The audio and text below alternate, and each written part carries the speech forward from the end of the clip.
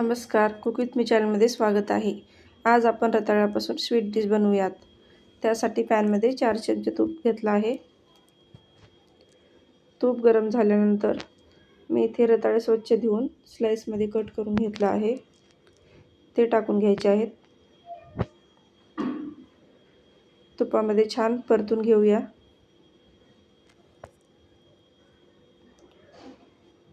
तुम्ही बघू शकता की स्लाइसेसचा कलर चेंज झालेला आहे।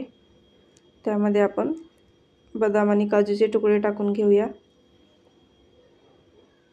हे टाकून छान मिक्स करून घ्यायचं आहे। मिक्स झाल्यानंतर किसून घेतलेला गूळ टाकायचा आहे। गूळ टाकून व्यवस्थित मिक्स करून घेऊया। गूळ छान मिक्स झाल्यानंतर त्यामध्ये वेलची पूड टाकून घ्यायची आहे।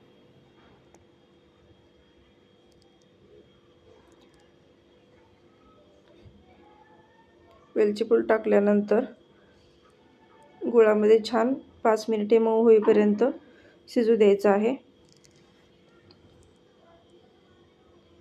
तुम्ही बघू शकता की चिप्स आता छान मऊ झालेले आहेत।